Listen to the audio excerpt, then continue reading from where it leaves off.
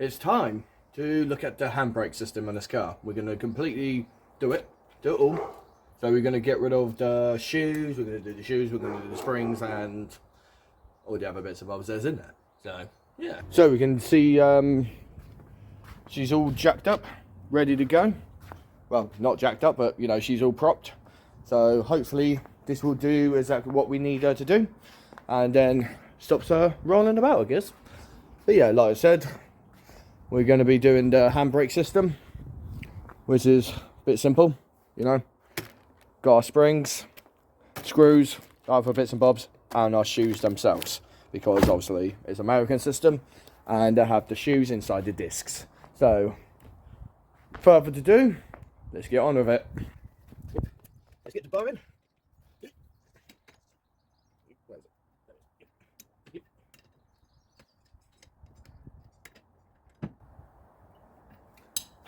Do the same for the other side. FYI, there's the, what's it called? There's the what's it called again?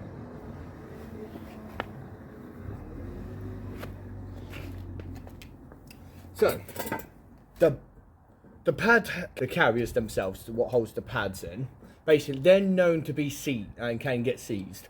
So when you're undoing them, be extremely careful. Make sure you're undoing them the right direction and make sure you use the right equipment. If not, get a mechanic to do his job, because this is one of those jobs that if it goes, it's going to cost you a lot of money. So yes, it's only for the handbrake, but you could be doing the discs or anything off the wings, and if it goes, let's say you snap the bolt, you're looking at a new hub, and that is not going to be cheap, as I told. So a guy told me not to do this on YouTube just for the sake of this, and this is why I'm warning you. Yeah, now I'm warning you now. So be my guest, you can do it, but there is a way how I got it done. I didn't use an air impact gun. I used a or any of the mechanics impact guns. I used a carpenter's you know, drill impact driver, and I put a socket on it, and it just shook it to the point that allows it to break off in its own time, and use a breaker bar, heat gun, just to get a little bit, just get a bit of tension on it, and maybe a bit of penetrating fluid on top of that. But it took me a long time just to get these carriers off. It was not pleasant, I assure you. These ones should be easier to remove because A, I removed them in the past, and B, I did lubricate them. So that's why hopefully this should come off very nicely. But like I said, if you're not sure on doing it, get someone else to do it, and if they fuck up, they fucked up. But in this case, you can try and do it yourself, but just be warned. But it will mess up big time, so be warned. Right, so we're going to put the jack stand in there. Well, the pump jack right under. There is a lovely little place to put it, and I'm going to use my other mitts as my, what's it called? What do I use it? Pucks, as they call. So then you don't actually hit metal on metal and cause a problem. This is my puck, upper mitts. So, right. So, there's a good lump of metal in there. I think that will do us proudly. Just make sure we get this right. Yeah, that's right, cool. So, just in front of the diff, there's a lovely little place you can pull it in there. So, yeah, there's a lovely place you can put it there. There's a lovely little bit of metal, what holds the most of the, I think it's part of the subframe, and that is a good enough place to do it. So you don't really want to hit on that because that is thin. To be honest, I doubt that's even metal. It feels like fiberglass, even though it kind of has to be metal because, well, yeah, it's got a lot of surface rust on there. But either way, there's a means to an end here, and that is to jack it on the right point. And in my eyes, for this, put it right on there. Serves me well. There we go. We got a bite. And we give it a good old lift up. Heat, heat, heat.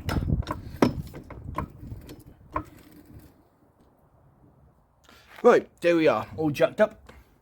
Like I said, this is a big warning because, well, you know. So if you're going to do any of these methods, what I'm doing here, I'm not advising it.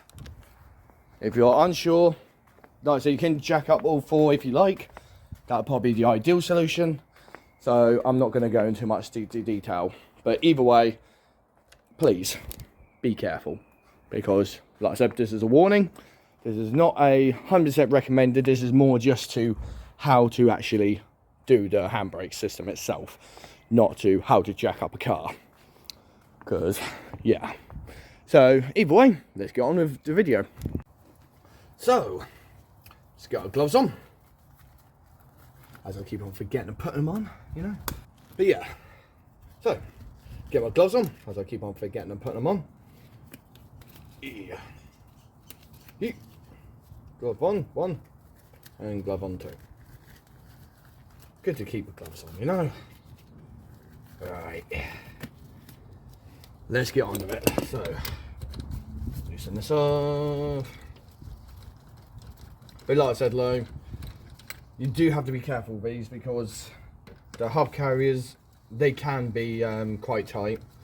And it's one of those things that, like I said, if you're going to do this, make sure you have an FYI. Because, like I said, if you're not comfortable in doing it, don't do it. Get someone else to do it. Someone who at least works on these cars or at least understands them. Because, like I said, if they don't know what they're doing, things can go wrong rather quickly. And the same with jacking it up, to be honest. Like I said, this is not a jacking up, how to jack up a rear drive car. Because otherwise, I'll probably be demonised rather quickly. And I'd rather not. So, get this off. That's wheel one. We've got a disc that we've done in the previous videos. So,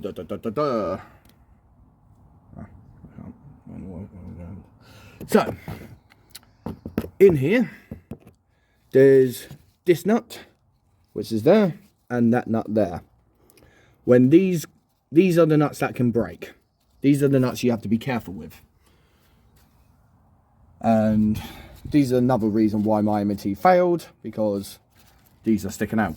So the bushes are basically coming off, and it's just as worse on the other side. So, yeah. And it's almost time for me to also replace the, what's it called? The roll bar links as well. That'll probably be on its another list to do, but we'll do it another day. This is not that video. We're gonna get our kit. 18 is the bin. 18mm socket is all we need. So, it's already on loose. So we stick it in there and give it a trial run. There we go, coming off nicely. But like I said, because I already had these undone before, is why it's quite easy to do it for me. But for others, it will be quite difficult. Right. So we've got a socket in. Now we're just going to do the bottom side, get that loosened off. And that is first bolt done. So as you can see here, still got a bit of copper grease on there. And like I said, that is just purely the case of if it needs to be undone, I can do it. But you do have to do these quite tight just for the sake of so they don't fall off if you're going to put a bit of copper grease. But obviously don't put a lot on there because you don't want them just to wiggle out themselves.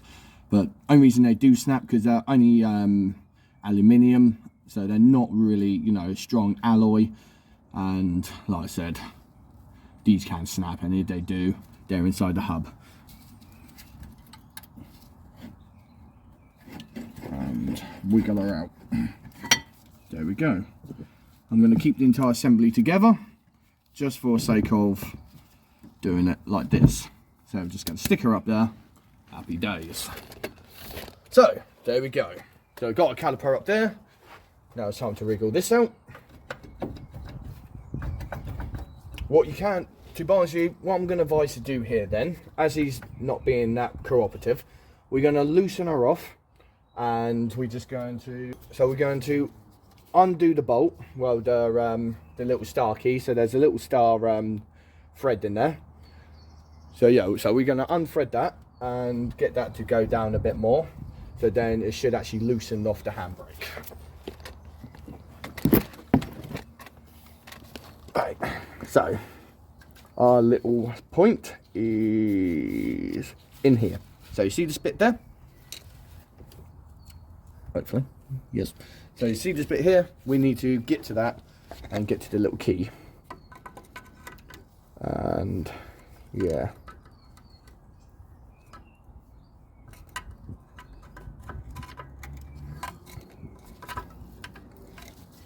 That's fine, it's not coming off.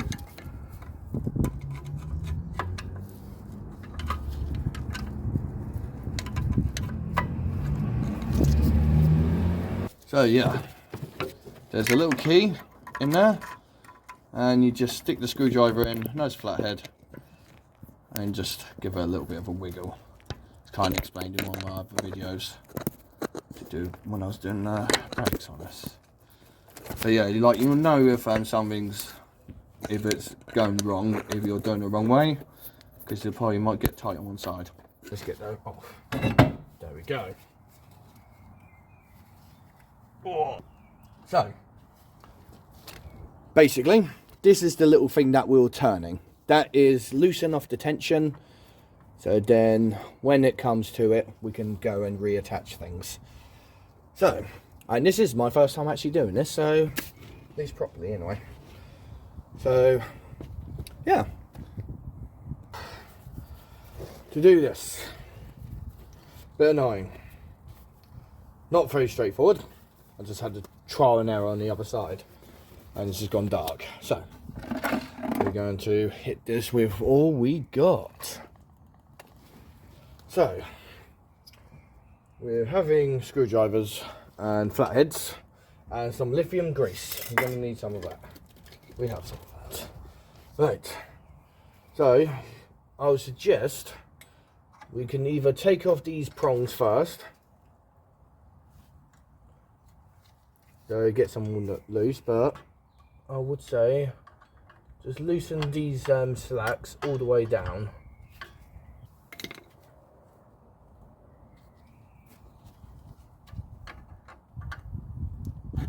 Just loosen it off here.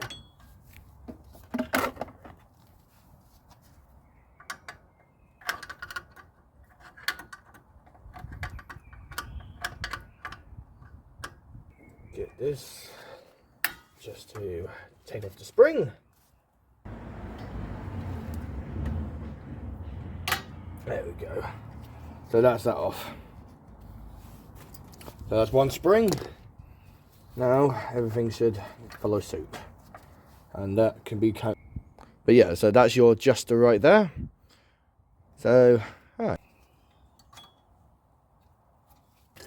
So gonna need to take off these prongs, which they are absolutely annoying to get to be honest with you. And in the dark is even worse. So why don't wait until the morning? But I kind of want to have a little drive, really. There we go, I've got that off. Did I make things difficult? Probably. But yeah, so basically there's a big spring down here. You just need to grab it and kind of pry it off, really.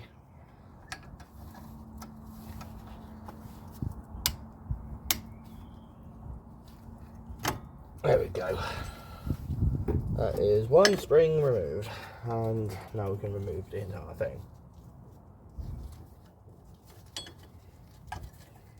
And there we go.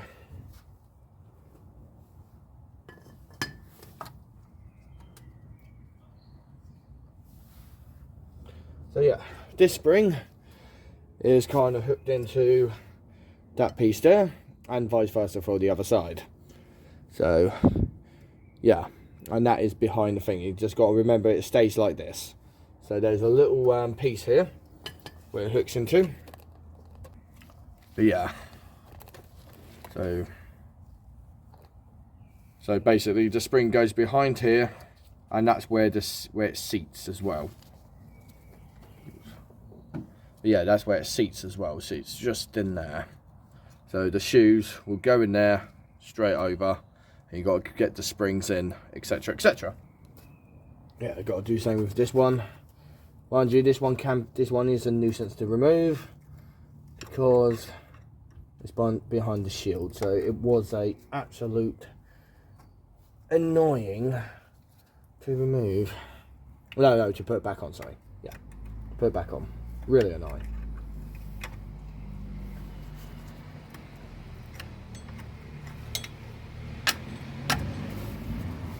Because there's no way to actually get to it. So I just left it on.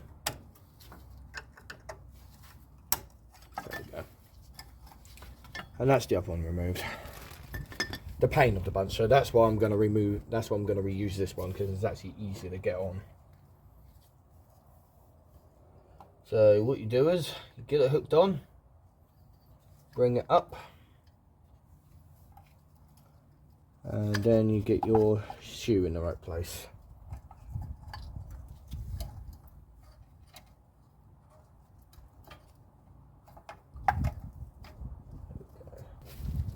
So get some penetrating fluid.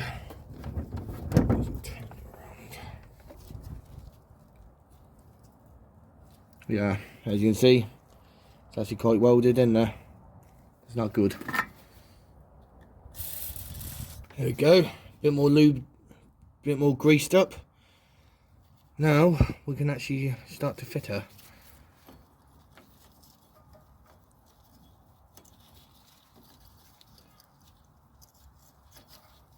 Get her in there and press her in.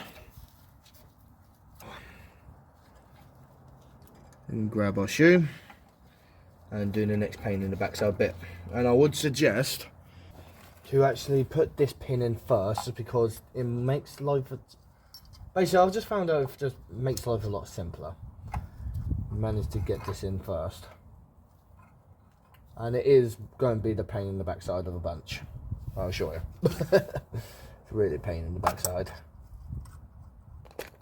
But yeah, as you can see, this little nibbly bit, trying to get it in here is a pain in the backside, but once you've got it in, let go and let it spring in place.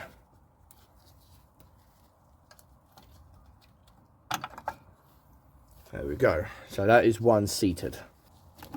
And sewing this is going to be difficult because it's going to be dark. So you want to feed it in a way, which is probably best to actually do it dangle, do it downwards. So grab it there, so get it in your hole, your little holly.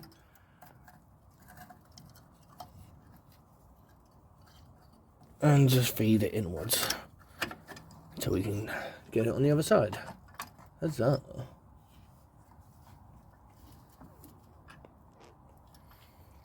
There we go. Now we get our pliers.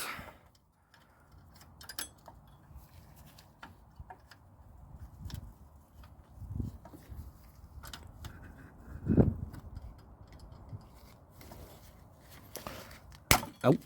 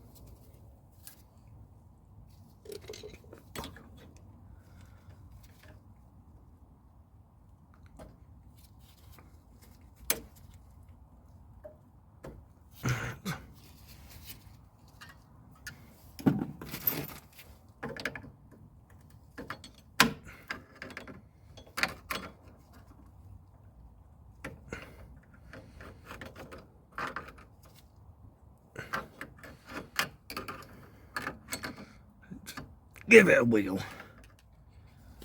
It's not in there properly. See that changed. There we go. Now it's in there. Right.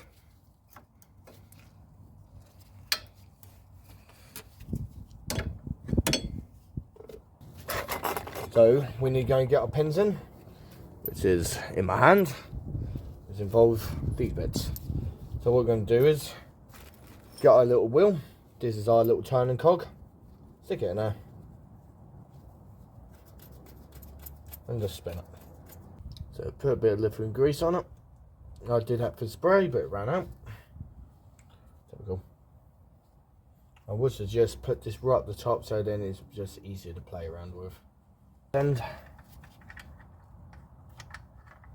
get it in there. Right in the gap. Right there.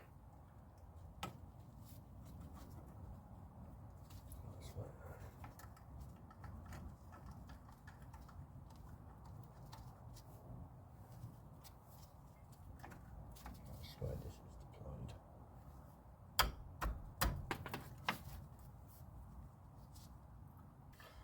Now, you want to grab a pin, feed it through the back. You should see a little hole.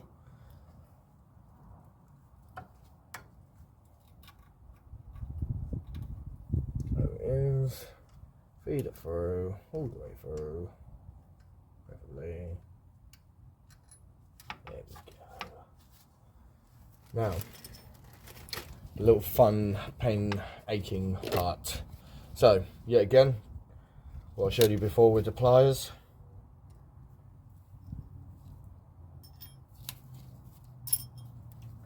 Grab the pliers, and we are using new ones on this one because why not?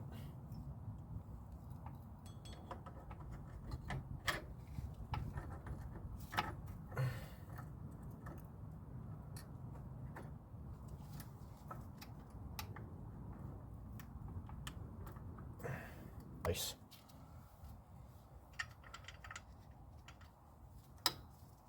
Now we want to go and get our new spring. This is this little bugger, and there's two hooks, well, two holes, one there and one down there.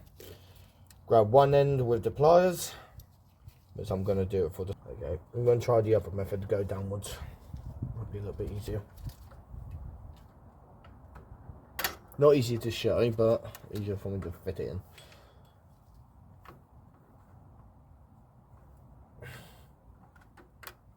There we go. In. Give it a bit of a nudge. So it just lips. There we go. And that is the shoes put together.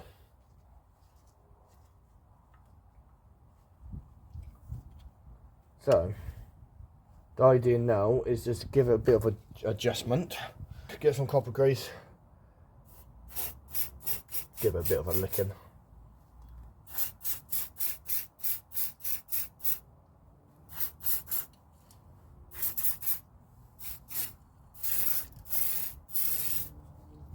And just, you know, it just gives it that chance to not actually, you know, seize up anymore.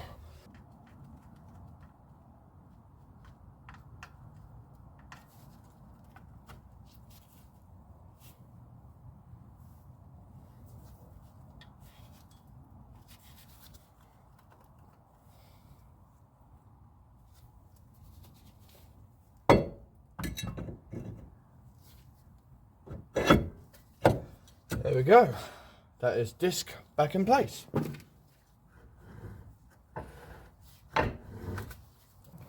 Now, give it a bit of adjustment.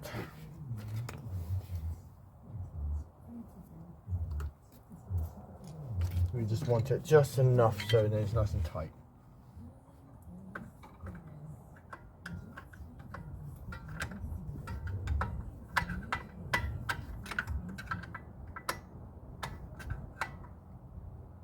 That's without the handbrake on. There we go, tight.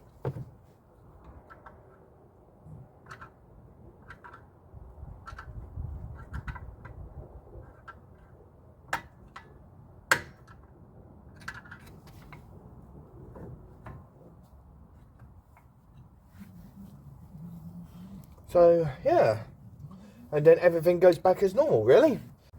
So, right, get the caliper back on. You know, basically now we're working in reverse, and then we'll start setting up the actual lock of it, so then we can actually adjust it. But get your camper back on to the very least.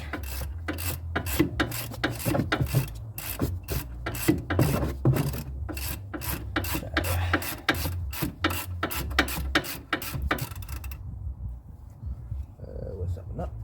There we go. To be honest with you, it won't even hurt giving a little bit of douse of copper grease as well. Just a bit. You don't want too much. Give it too much copper grease, it may pop out, which is not very ideal. It does that.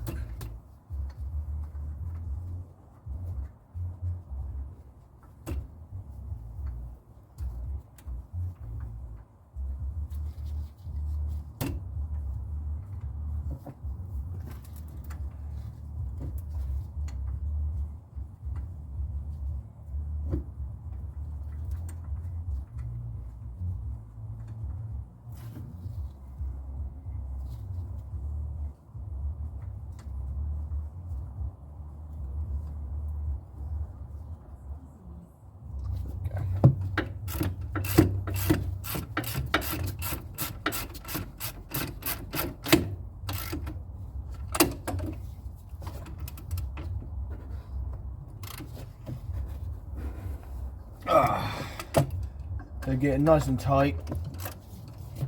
I don't know what the torque setting is. We don't need to know what the torque setting is. All we need to know is if we can't do it with our own bodies, that is good enough. So with them, you have to be really careful to remove. Like I said, this is not a removal video. This is just to show you how to do that, which I did, kind of accomplished it. So either way, it is on there. Now, the adjusting stage. So what you really want to do is grab a screwdriver and make it nice and tight. To adjust this thing, so we have to get it tight. Only reason we need to do that, like I said, I did this in one of the previous other videos, you get it nice and tight. Only reason is because when we deploy it, we can actually know what's what.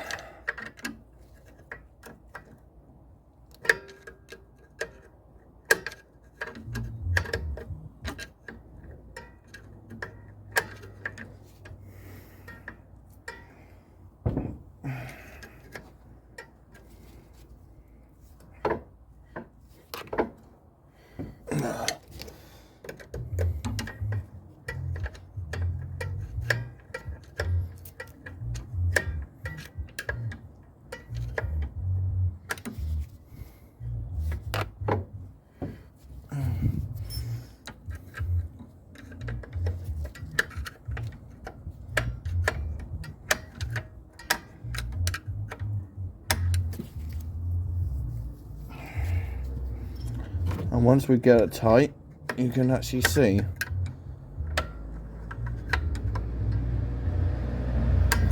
there we go. That is rock solid. Now, as that one is rock solid, hey, there we go. It is done. But yeah, this spring is a bit of a pain in the backside, like I said before. Yeah, sorry about it being night. This time is day. I just had to go and do some extra things, so that's why I took it all apart again.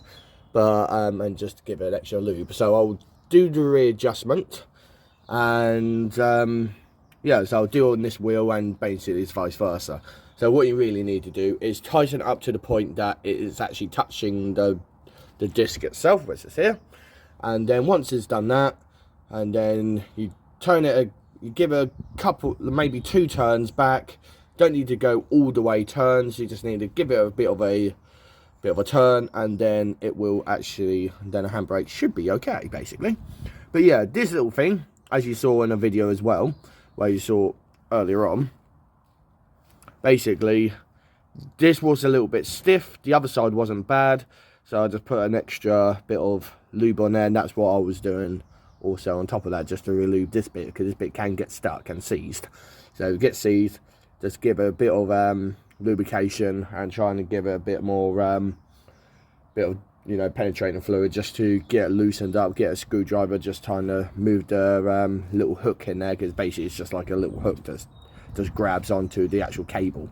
So once that is get lubed up a bit and get a bit of free moving, put it back, and then, like I said, put the springs on. So you're kind of working from this point.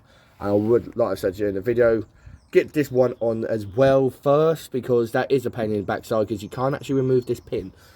And I think that is without moving the actually shield, and I couldn't find any screws to actually remove it, so hey ho. But yeah, it's just remove it. So just put the pin in, and then kind of work up this way, up this point here, and then work around until you get to this point, get these in, get that pin in, and then start adjusting once the disc goes back on. But yeah, so anyway, that is the video really. It's not really too much to it. It's a bit of a nuisance really, because it's one of those things. And like I said, with this, because it's only aluminium in here, because it's only aluminium, basically this part is, as well as these bolts. So like I said, just give them a bit of copper grease, and then hopefully you guys will be okay. But like I said, this is not that type of video when it's just, you know, mainly doing disassembly. But like I said, it's one of those things that if it went, you know, because this failed its MOT, mainly to do with upper control arm, and so I might as well replace that and the arm in here. This arm is actually, believe it or not that hard to actually do, because you can actually get access to it, just about. So it's not that difficult, but it's one of those things that, you know, is always best to actually do them all. But this arm is actually not too bad, so I'm leaving it. It's not wise, but this is what we're doing, because some of us are on a budget. But generally, it's not it's not the bad of a job, but it's just a little bit like most jobs. Yeah, basically it's just one of those jobs where you know, you think it's a 5-minute job, turns to 16 hours just because one part decides to get stuck, or springs and things don't quite go into play. So yeah, anyway, this is 300C Goth out.